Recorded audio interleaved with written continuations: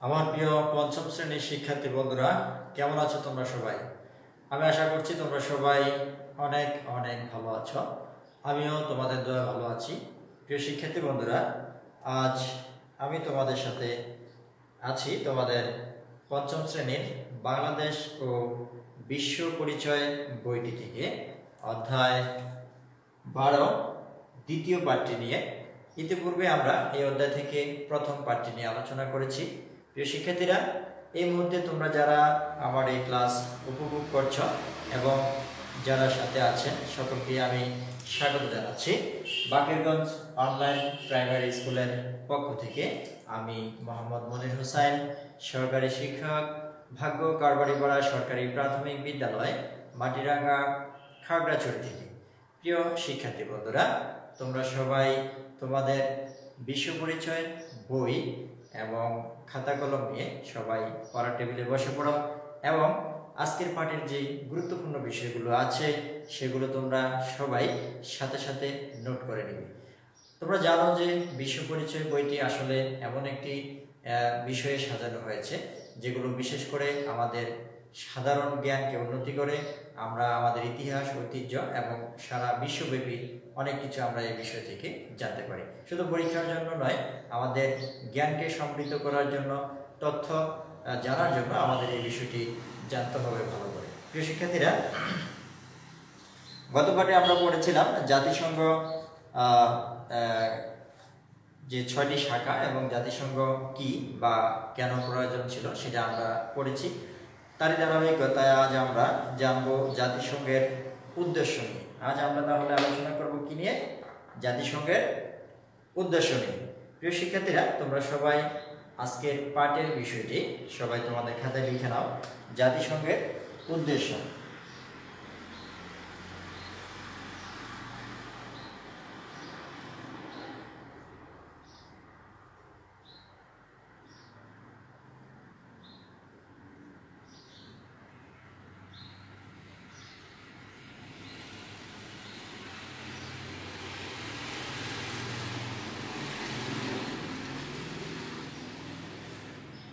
শিক্ষার্থীরা, তাহলে আজ আমরা কি নিয়ে আলোচনা করব?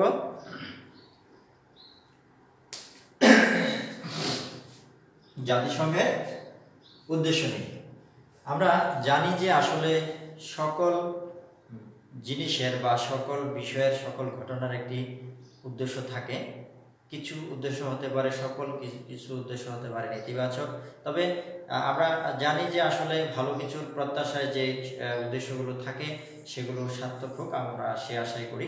প্রিয় শিক্ষার্থীরা, জাতিসংঘের যে উদ্দেশ্যগুলো ছিল, অর্থাৎ আমরা গত ক্লাসে জেনেছি যে জাতিসংঘ হচ্ছে এমন একটি সংস্থা যেখানে সকলের অধিকার নিয়ে কাজ করে, অধিকার বঞ্চিতদের নিয়ে কাজ করে এবং সকলের সমান অধিকার নিশ্চিত করে বিভিন্ন সমস্যার সমাধান এর লক্ষ্যে এই সংস্থাটি গঠন করা হয়েছে।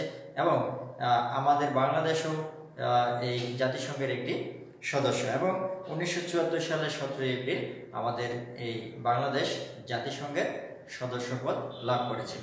এবং এই জাতিসংঘ গঠিত হয়েছিল 1945 সালে। 1945 সালে 24শে অক্টোবর এই জাতিসংঘ গঠিত হয়েছিল। এবং এই জাতিসংঘ যে গঠিত হয়েছিল তাদের কিছু উদ্দেশ্য ছিল, উদ্দেশ্য নিয়েই এই জাতিসংঘ গঠিত হয়েছিল। আজ আমরা এই বিষয়গুলো চার্টের মাধ্যমে আমরা দেখব এবং সকলে বোঝার চেষ্টা করব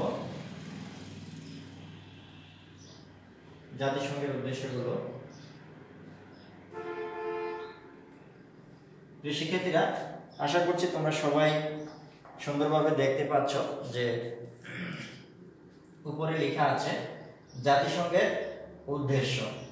জাতিসংঘের উদ্দেশ্য আমি প্রথমে একবার পড়ে নিচ্ছি, তারপর তোমাদের সাথে বিষয়গুলো নিয়ে আলোচনা করব। প্রথমে আছে বিশ্বে শান্তি প্রতিষ্ঠা করা। 2 নম্বরে আছে বিভিন্ন জাতি তথা দেশের মধ্যে সম্প্রীতি স্থাপন করা। 3 নম্বর যে বিষয়টি আছে অর্থনৈতিক, সামাজিক ও সাংস্কৃতিক ক্ষেত্রে বিভিন্ন দেশের মধ্যে সহযোগিতা গড়ে তোলা। 4 নম্বর যে বিষয়টি আছে জাতি, ধর্ম, বর্ণ নির্বিশেষে সবার স্বাধীনতা ও মৌলিক অধিকারের প্রতি সম্মান প্রদর্শন। 5 নম্বরে যে বিষয়টি রয়েছে, বিভিন্ন দেশের মধ্যে বিদ্যমান বিবাদ মীমাংসা করা। আশা করছি তোমরা সবাই এই বিষয়গুলো দেখতে পাচ্ছ।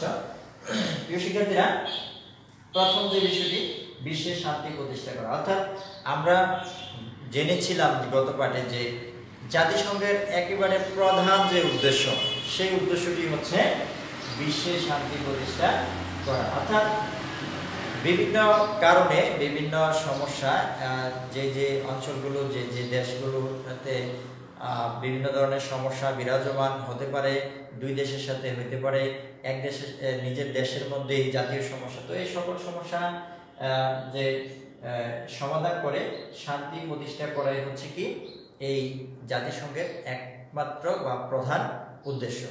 দ্বিতীয়ত হচ্ছে বিভিন্ন জাতি তথা দেশের মধ্যে সম্প্রীতি স্থাপন করা, অর্থাৎ এক দেশ অন্য দেশের সাথে, এক জাতি অন্য জাতির সাথে, একাধিক জাতির সাথে, একাধিক দেশের সাথে সম্পর্ক স্থাপন করার উদ্দেশ্য এই হচ্ছে জাতিসংঘ প্রতিষ্ঠা করা। 3 নম্বরে হচ্ছে অর্থনৈতিক, সামাজিক ও সাংস্কৃতিক ক্ষেত্রে বিভিন্ন দেশের মধ্যে সহযোগিতা গড়ে তোলা। অর্থাৎ এই বিভিন্ন যে দেশ রয়েছে, আমরা জেনেছি বিশ্বে 195টি দেশ রয়েছে, 193টি দেশ জাতিসংঘের সদস্যপদ লাভ করেছে, তার মধ্যে আমাদের বাংলাদেশ হচ্ছে একটি। তো এক্ষেত্রে এই কথাটি এখানে বলা হয়েছে যে অর্থনৈতিক অর্থাৎ আর্থিক বিষয়টি, সামাজিক হচ্ছে যে বিভিন্ন দেশের বিভিন্ন সামাজিক অবস্থা ও সাংস্কৃতিক বিনোদনের যে ক্ষেত্রে বিভিন্ন দেশের মধ্যে সহযোগিতা গড়ে তোলা। আমরা এই যে পৃথিবীতে যে দেশগুলো রয়েছে, সকল দেশ নিজেরা স্বয়ংসম্পূর্ণ নয়, এজন্য এক এক দেশ এক একটা বিষয়ে এক এক দেশের উপরে নির্ভরশীল। কেউ সুবিধা দিবে, কেউ সুবিধা নিবে, সুবিধার বিনিময়ে সুবিধা নিবে। যাই হোক, এই সঠিক বন্টন বা সুষ্ঠুভাবে তাদের মধ্যে যাতে সহযোগিতামূলক মনোভাব গড়ে ওঠে, সেই ব্যাপারে এই জাতিসংঘ কাজ করছে। তারপর 4 নম্বরে যে বিষয়টি আছে, জাতি, ধর্ম, বর্ণ নির্বিশেষে সবার স্বাধীনতা ও মৌলিক অধিকারের প্রতি সম্মান প্রদর্শন। এখানে এই ব্যাপারটি হচ্ছে যে কোনো জাতিকে বেশি সুবিধা দেওয়া হোক, কোনো জাতিকে জাতি হিসেবে তাকে কম সুবিধা দেওয়া হবে, সে পিছিয়ে থাকবে, কোনো জাতি এগিয়ে যাবে, এ ধরনের যাতে না হয়। ধর্ম ভিত্তিতে যাতে কারো প্রতি বৈষম্য দেখানো না হয়, যে কোনো ধর্মকে ভালো চোখে দেখা, কোনো ধর্মের প্রতি বৈষম্য করা, তাকে পিছনে ফেলে দেওয়া বা এই ধরনের সমস্যার সৃষ্টি করা, এই ধরনের বৈষম্য করা যাবে না। এই কথাটি এখানে বলা হচ্ছে। ধর্ম এবং বর্ণ, কেউ সাদা বর্ণের, কেউ কালো বর্ণের, এক একটা জাতি এক এক বর্ণের হতে পারে, তবে বর্ণভেদে যাতে তাদের প্রতি কোনো প্রকার বৈষম্য সৃষ্টি করা না হয়। নির্বিশেষে সকলের যে স্বাধীনতা রয়েছে, মত প্রকাশের স্বাধীনতা, তারপরে ভালো মন্দ যাচাই বাছাই করার স্বাধীনতা, তাদের যে অধিকার, এই সকল স্বাধীনতার প্রতি কি করতে হবে? সম্মান প্রদর্শন করতে হবে। এবং যারা বঞ্চিত তাদেরকে কি করতে হবে? এই বঞ্চিত যাতে না হয়, তাদের প্রতি সুষম অধিকার, সমান অধিকার প্রতিষ্ঠা করতে হবে। এই কাজগুলো কে করবে? জাতিসংঘ করবে। এগুলো ছিল জাতিসংঘের উদ্দেশ্য। তারপর সর্বশেষ যে বিষয়টি রয়েছে, বিভিন্ন দেশের মধ্যে বিদ্যমান বিবাদ মীমাংসা করা। অর্থাৎ পৃথিবীতে বিভিন্ন দেশ রয়েছে, তো এই দেশগুলোর মধ্যে দেখা যাচ্ছে যে অনেক ধরনের সমস্যা রয়েছে বিদ্যমান। অর্থাৎ এই ধরনের কোনো সমস্যা যদি সৃষ্টি হয় বা চলতে থাকে, তাহলে আসলে এই যে জাতিসংঘের প্রধান উদ্দেশ্য বিশ্ব শান্তি প্রতিষ্ঠা করা। তো এখন এই বিভিন্ন দেশের মধ্যে বিদ্যমান যে সমস্যা, আমরা বিভিন্ন সময় বিভিন্ন মাধ্যমে, এখন সবচেয়ে বড় যোগাযোগের মাধ্যম হচ্ছে আমরা ফেসবুক বলে থাকি, তারপরে আমরা টেলিভিশনও দেখি। এখন যোগাযোগ ব্যবস্থার অনেক উন্নয়ন হয়েছে, সেক্ষেত্রে আমরা অতি সহজে দেখতে পারি। এবং সকালবেলায় যখন খবর শুনি, বিভিন্ন ধরনের অশান্তিমূলক বিশৃঙ্খলামূলক খবরে আমরা বেশি শুনি, নেতিবাচক। তো দেখা যাচ্ছে যে এই যে সমস্যা, এই যে এই বিশৃঙ্খলা থেকে আমাদেরকে রক্ষা করে এবং এই সমস্যাগুলো, বিদ্যমান সমস্যাগুলো সমাধানের লক্ষ্য কাজ করছে কে? জাতিসংঘ। তো প্রিয় শিক্ষার্থীরা, তাহলে আজ আমরা জেনে নিলাম যে জাতিসংঘের উদ্দেশ্য, জাতিসংঘের এই উদ্দেশ্যগুলো আমরা জেনে নিলাম। তাহলে দেখলাম যে এখানে জাতিসংঘের মোট 5টি উদ্দেশ্য রয়েছে। আর আমাদের বাংলাদেশ 1974 সালে অর্থাৎ দেশ স্বাধীনের পরে 17ই সেপ্টেম্বর জাতিসংঘের সদস্যপদ লাভ করেছিল। তো তোমাদের বইতে খ অংশে 93 পৃষ্ঠায়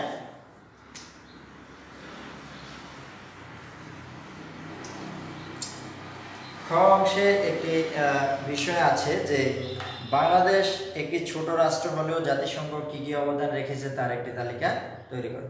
বাংলাদেশ একটি ছোট দেশ, তারপরেও জাতিসংঘ কোন কোন ক্ষেত্রে অবদান রেখেছে আমরা দেখেছি যে বিশেষ করে এই যে বাংলাদেশ শান্তি রক্ষা মিশনে বাংলাদেশ থেকে অনেক সদস্য ওখানে কাজ করে। তো এবং এ পর্যন্ত 2-3 বারের মতো সর্বোচ্চ সুনাম যেটা সেটাও এরা কি করেছে সেখান থেকে অর্জন করেছে। তাহলে আমরা এখানে দেখলাম যে শান্তি রক্ষা মিশনে বাংলাদেশের অবদান রয়েছে, জাতিসংঘের শান্তি রক্ষা। তাহলে তাদের প্রধান যে কাজ সেটি ছিল কি? প্রধান যে কাজ সেটি ছিল বিশ্বে শান্তি প্রতিষ্ঠা করা। আর এই শান্তি প্রতিষ্ঠা করতে গিয়ে আমাদের বাংলাদেশের বিভিন্ন বাহিনী অবদান রেখে আসছে জাতিসংঘের শান্তি রক্ষা মিশন। এই একটি খাত আমরা দেখলাম। তারপরে হচ্ছে যে আন্তর্জাতিক আদালতের যে কাজ, আন্তর্জাতিক আদালত আমাদের প্রতি যে অবদান রেখেছে, যে মিয়ানমারের সাথে সমুদ্র সীমানা যে সমস্যা সেটি আমাদের বর্তমান বাংলাদেশের প্রধানমন্ত্রী জননেত্রী শেখ হাসিনা সেই বিষয়টি নিয়ে অনেক কাজ করেছেন, অনেক পরিশ্রম এবং সর্বশেষ সফলতা অর্জন করেছেন, এই সমুদ্র সীমা জয় করতে পেরেছেন। তো এই বিষয়টি আন্তর্জাতিক আদালত নামে যে একটি শাখা রয়েছে জাতিসংঘের, যেহেতু এটা আন্তর্জাতিক সমস্যা, সেই বিষয়টি সমাধান করে দিয়েছে এবং সেখানে কাজ করেছে যে 2012 সালে বঙ্গোপসাগরের সমুদ্র সীমা নিয়ে মিয়ানমারের সাথে একটি বিরোধ বাংলাদেশ নিজেদের পক্ষে রায় পায়। এটা আমরা বাংলাদেশ যে জাতিসংঘের সদস্য হিসেবে আমরা আছি, আমরা সেই বিষয়টি আমরা পেয়েছি। তারপরে জাতিসংঘ আমাদের দেশ ছোট হলেও আমাদের দেশের প্রতি যে অবদান রেখেছে সেটা হচ্ছে সাধারণ পরিষদ যে রয়েছে, বৎসরে আমরা জেনেছি যে একবার করে সাধারণ অধিবেশন হয়, সে অধিবেশনে একজন সভাপতির নেতৃত্বে এটা সম্পূর্ণ হয়। তো বাংলাদেশে 1986 সালে বাংলাদেশের হুমায়ুন রশিদ চৌধুরী সভাপতির দায়িত্ব পালন করেছে। তাহলে আমরা দেখলাম আন্তর্জাতিক আদালত, সাধারণ পরিষদ এবং আরো একটি যে নিরাপত্তা পরিষদ, এই 3টি সেক্টরে বাংলাদেশের অবদান রয়েছে বা বাংলাদেশের প্রতি জাতিসংঘের অবদান রয়েছে। কি কি বললাম? একটা হচ্ছে আন্তর্জাতিক আদালত যেটা সমুদ্র সীমানা জয়ে কাজ করেছে, তারপরে নিরাপত্তা পরিষদ যেখানে আমাদের বাংলাদেশ থেকে অনেক বাহিনী এরা কি করে জাতিসংঘের শান্তিরক্ষা মিশনে কাজ করে সফলতার সাথে সুনাম অর্জন করেছে। আরেকটি বিষয় আমরা দেখেছি সাধারণ পরিষদ, যেখানে প্রতি বছর একজন করে প্রতিনিধিত্ব করে অধিবেশনে, সেখানে বাংলাদেশের হুমায়ুন রশিদ চৌধুরী একবার সুযোগ পেয়েছিলেন এবং সভাপতিত্ব করেছেন 1986 সালে। প্রিয় শিক্ষার্থী বন্ধুরা, তাহলে আজ আমরা জেনে নিলাম যে বাংলাদেশ জাতিসংঘের কোন কোন ক্ষেত্রে অবদান রেখেছে, কোন কোন ক্ষেত্রে সুযোগ সুবিধা পেয়েছে এবং জাতিসংঘের যে আমাদের আজকের মূল পাঠ, জাতিসংঘের যে উদ্দেশ্য, এই উদ্দেশ্যের সাথে কিন্তু আমাদের এই বিষয়গুলো মিল আছে। কোনটা মিল আছে? যেমন বিশ্ব শান্তি প্রতিষ্ঠা করা, জাতিসংঘ আমাদের দেশ থেকে যে বাহিনী নিয়ে যাচ্ছে শান্তিরক্ষা মিশন। তারপরে এই আরেকটি বিষয় হচ্ছে যে বিভিন্ন জাতি তথা দেশের মধ্যে সম্প্রীতি স্থাপন আছে। আমরা একটা দেখেছি এই যে জাতি ধর্ম বর্ণ নির্বিশেষে সবার স্বাধীনতা ও মৌলিক অধিকারের প্রতি আমাদের যে অধিকার ছিল সেটা আমরা সমুদ্র সীমানা জয়ের মাধ্যমে নিতে পেরেছি। তারপরে এই যে এটা হলো বিভিন্ন দেশের মধ্যে বিদ্যমান বিবাদ মীমাংসা, এই মীমাংসা হয়েছে। তো এরপরে সম্প্রীতি, সেটিও আমরা দেখেছি। প্রিয় শিক্ষার্থীরা, তাহলে দেখলাম আমরা যে জাতিসংঘের যে উদ্দেশ্যগুলো সেগুলো আমরা দেখে নিলাম। তো আজকের পাঠ থেকে তোমাদেরকে আমি ছোট্ট একটি কাজ দিব।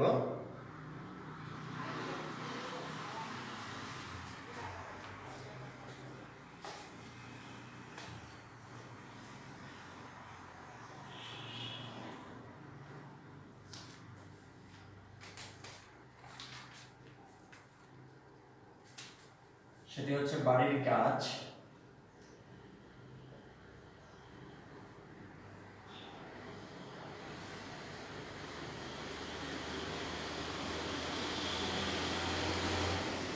কত তারিখে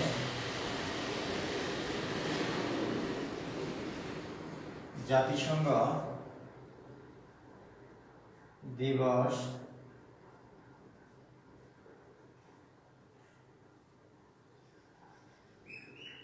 পালন করা হয়?